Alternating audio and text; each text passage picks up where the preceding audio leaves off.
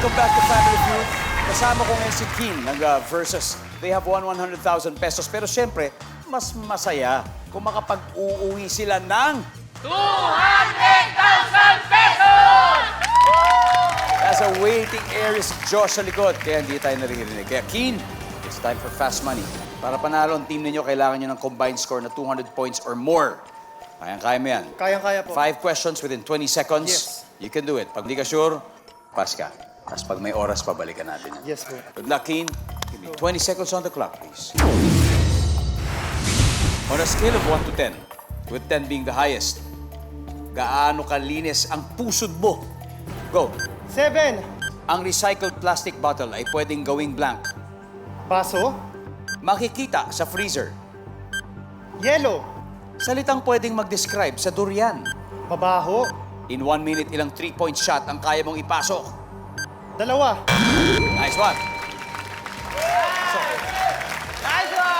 Tignan natin kung ilang points na nakuha mo. On a scale of 1 to 10, gaano kalinis ang pusod mo? Ang sabi mo, 7. Ba't 7? Hindi po ako sure. Top answer. Ang sabi ng survey ay, Pwede. Pwede. ang recycled plastic bottle ay pwedeng gawing blank. Ang sabi mo ay, paso. Baso. Survey says, Tama. Top answer. pwede.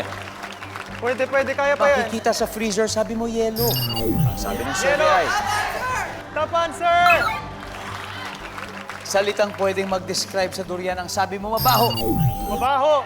Kumakain ka ng durian. Hindi po, pero kasi mabaho eh. Ako, kumakain ako ng durian. Sarap na sarap ako sa durian. Pero mabaho po siya. Oh, okay lang naman. Ako kaya ko. Survey says, 44 points. Pwede po. In 1 minute, ilang 3-point shot ang kaya mo ipasok. Sabi mo, 2. 2. Top answer.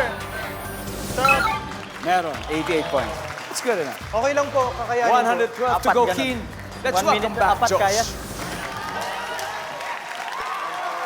Pare, si Keen ay nakakuha ng 88 points. Ibig sabihin, 112 pa ang kailangan mo.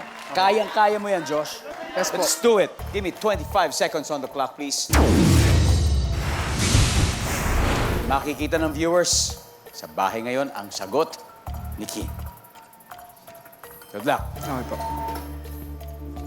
On a scale of 1 to 10, with 10 being the highest, gaano kalinis ang pusod mo? Go! 9. Ang recycled plastic bottle ay pwedeng gawing Parol.